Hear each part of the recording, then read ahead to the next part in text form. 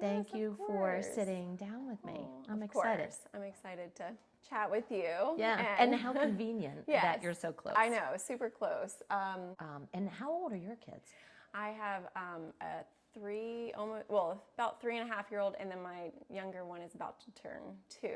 So they Nice. are. So you had them close together like we did. Yeah, I know. I was going to say, when you were naming off the ages, I was like, ooh, Oh, wow, yeah. you had your hands full for It sure. was chaos. Yeah. When Alexa was 5, our number 4 was born.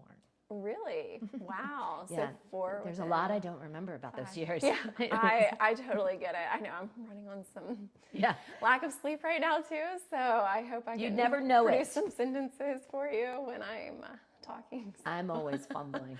So when did you ever first start having like some mental health struggles? I definitely notice, like in hindsight, that I started having anxiety as a kid. And then in middle school, I developed an eating disorder. And along with that, definitely the depression and anxiety, and that carried on through high school. And although I've overcome the eating disorder, I feel like it's always kind of, like in the back of my head. It's hard to get past it completely. But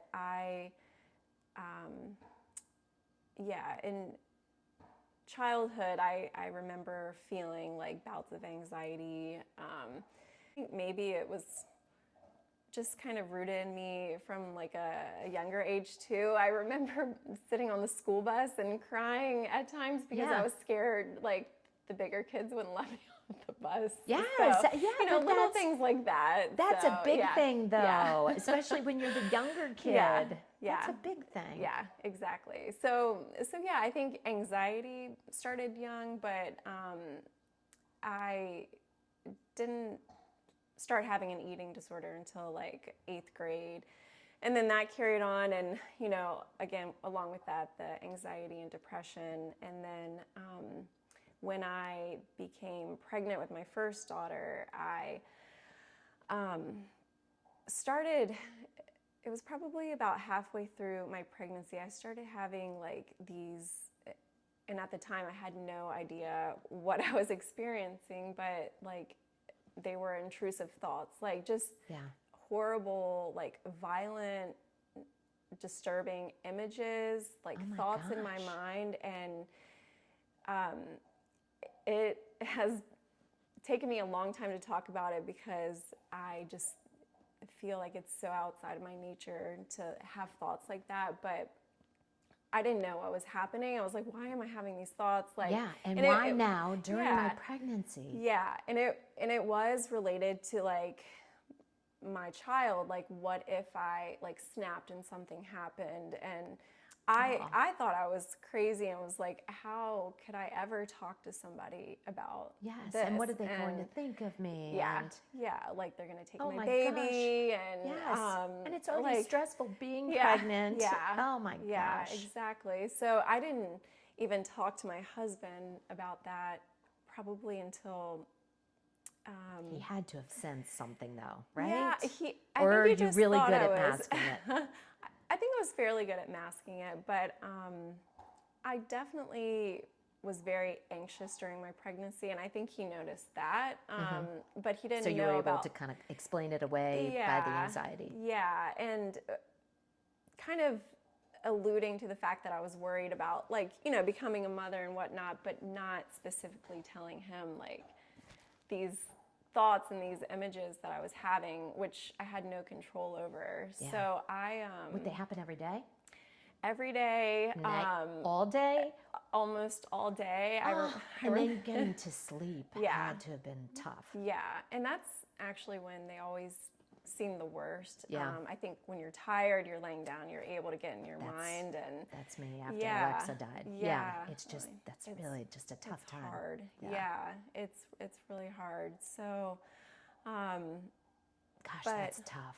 Yeah, so I think my like kind of breaking point with that was, I was on Instagram, excuse me, one day, and I saw like another person post about like intrusive thoughts, and it was a bit descriptive, and I was reading it and I just like started crying because I was like, this is exactly like to a T like what I'm not alone. experiencing. Yeah. And I even like at that point I knew what to even call it, like intrusive thoughts. So Yeah, I so you're looked like, it there's a up name for it. yeah, and I found out it's related to like perinatal OCD. So Which I didn't know until this yeah, very moment that it yeah, existed. yeah.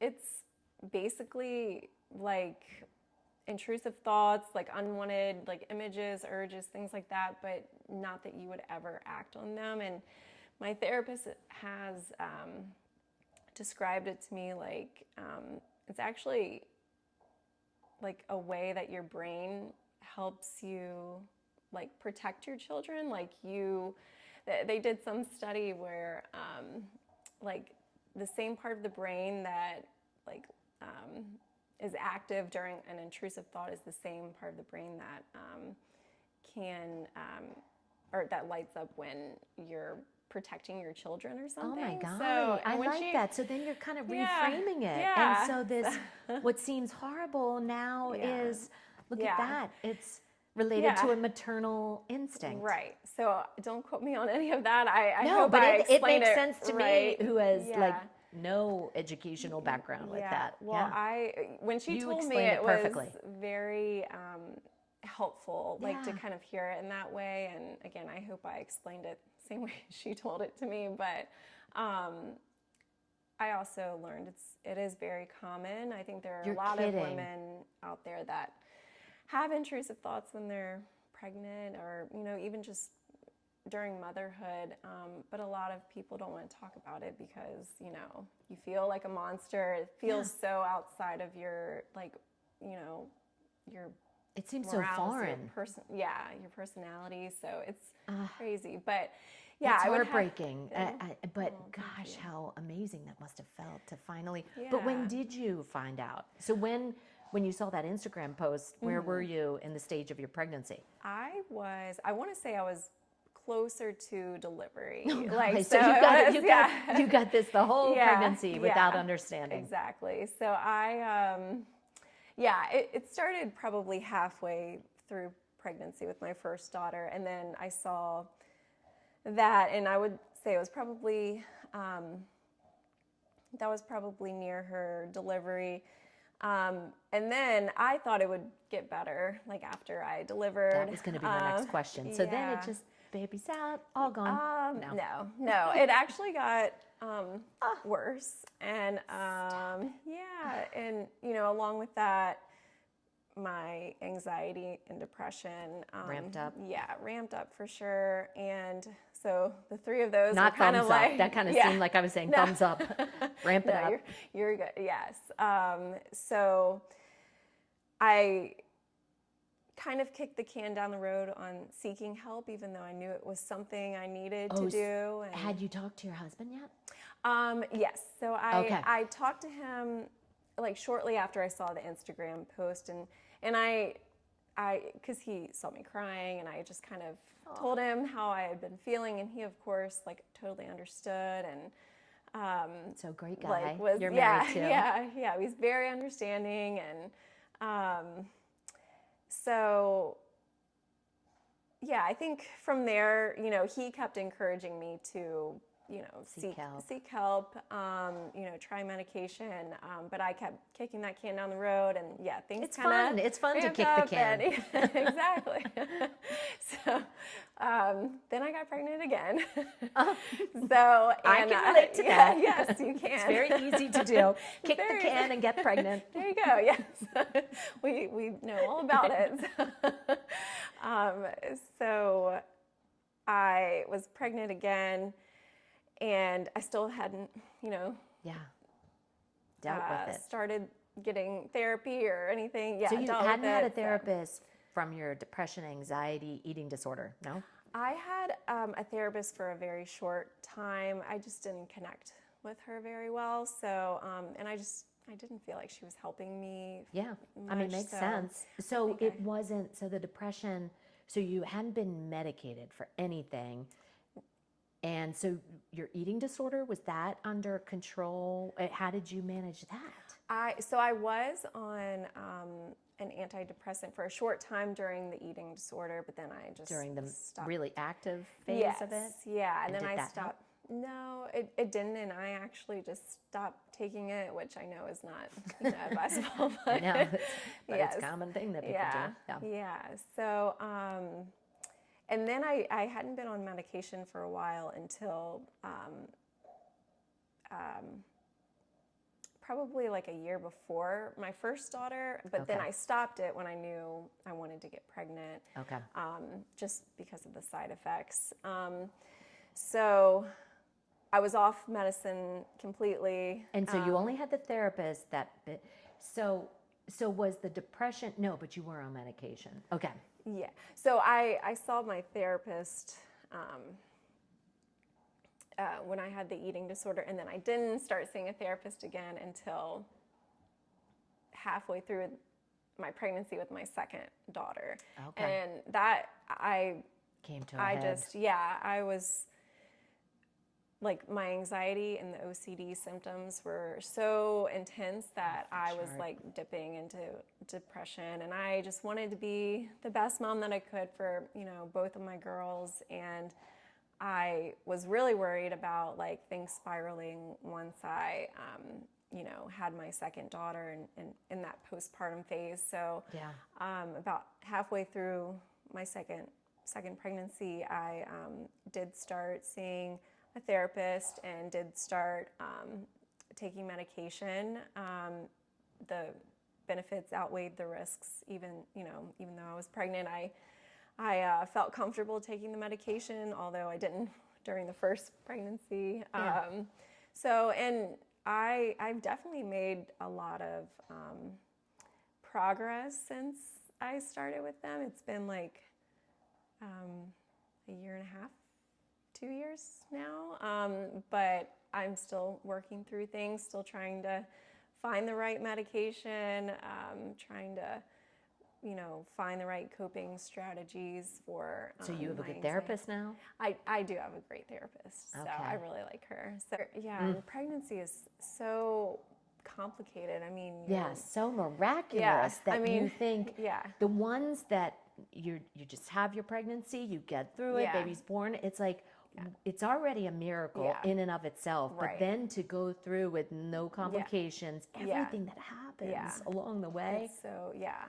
It's And your amazing. hormones and like everything. Yeah, it's a beautiful thing, but it's a very Scary thing. scary and complex thing. So so midway through second pregnancy, then you started medicine. Yes. And how much did it help you? It did help a lot. I'm trying to think how long it took before I started noticing, the What benefits. medicine was it? It was, I first went back on Lexapro. Okay. So I was on that for a little while. Wasn't having like the best symptom control, so they tried me on, she put me on Zoloft, which I had better, progress with, and that's what I'm on currently, but still kind of, I tried another medication now. I switched back to this one. So So I you think, switched back to Zoloft again? Yeah. I tried this, what's it called, like Vibrid. I had never heard of it I've before. never heard of that. Yeah. I was on that for a little while and just had some side effects. So I and just wasn't feeling great overall. So I just switched back to Zoloft, and yeah, I think the medication is very helpful. I think it's really helpful in addition to talking to somebody and kind of learning techniques and coping strategies, and also just knowing that you're not alone, and there are people out there struggling, and there are people that have maybe a similar story to you and to yours, and it's okay. You can work through it, and I think I think I'm optimistic about the outcomes, but because I've already, made such great progress so far, looking back to where I was when I was pregnant and then, early on in the postpartum phase, wasn't feeling great, and I feel a lot better now. Maverick. Hello. Maverick, come here. Hi, Maverick. You're so cute. Get it for here. Come on. Oh. You need to go to the groomer too. Oh. What is your biggest struggle right now? Or are you at a really good place? I think still the OCD is the hardest. Okay, the so that's intrusive not thoughts. going to go away. I'm starting to, accept that I might not ever be completely like free of the intrusive thoughts. I have gotten to a point where now when I have one, I know that it's meaningless, or it doesn't carry much weight, because I know it's not real. It's something that came into my mind, and I just need to let it go back out. It doesn't mean that's what I want or something that I would like act on. It's So do you have to kind of say that to yourself when it happens? Is that how you kind of work through it? I first did that. I kind of had like certain things I would say, like, stop, or I would even like say a prayer at times when I would have these intrusive thoughts, just to like help them go away, and but that is actually a compulsion, so it helps to helps the cycle continue, like when you feel like you have to say certain things. So now I've gotten to the point now where I just like, I don't feel like I'm really telling myself anything. I just like I see the thought in my mind. And, well, I mean, because I've never had this, so then it's interesting. I mean, I understand the I've read enough about it to understand it minimally. Right. But like you said, it's amazing what you just said, that saying the prayer every time, then it can encourage the thought pattern to repeat. That makes sense. Right. It kind of fuels the anxiety behind it. But it must be tough, because to not even then repeat something, how do you not do the same thing when a thought comes? Because I would think anything could develop into a pattern. Right. It's a hard pattern to break. And I feel like the medication helped a lot with like the intensity of the intrusive thoughts and like the frequency. And once that kind of calmed down a little bit, I started realizing, okay, once these thoughts come into my mind, they're just thoughts, like, that's just let them go. Importance. So just see them and then see them go. So Zoloft can help with the depression, anxiety, and the OCD. Yes. Wow.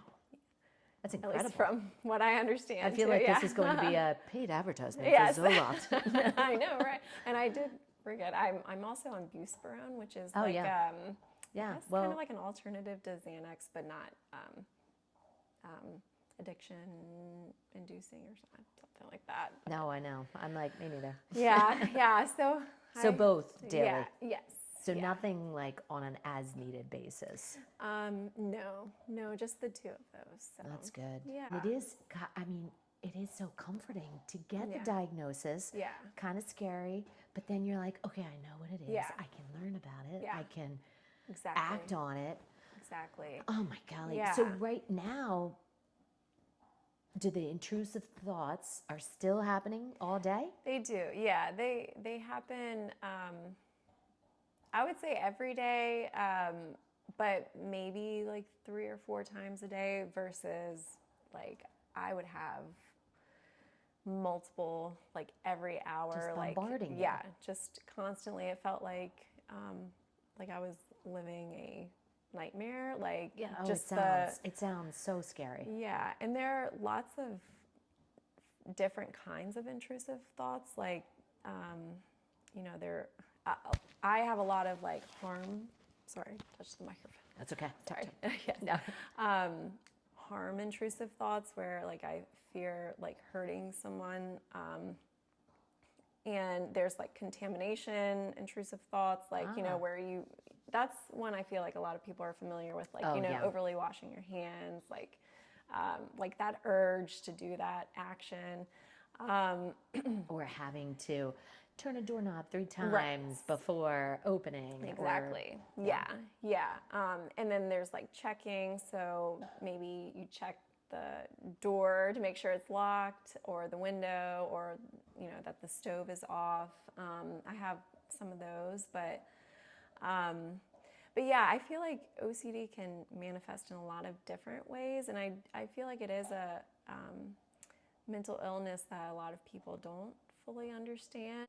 Yeah, I think you were asking, like, what am I still struggling with? And I would say, like, the intrusive thoughts, even though I've really reduced them down to, like, maybe just a few a day, and I'm not allowing them to consume my mind or, you know, which sad, really is like a superpower that you've been able to do that. Thank you. Thank you. Seriously. Yeah. So it's things are looking more positive. Life's a journey, isn't it? Yes. Now, how about postpartum, you know, like you think about postpartum depression. That's what you normally hear about. So how did your depression and anxiety do postpartum, like with that 6 week of intense? Yeah. It wasn't great, but it wasn't bad. Okay.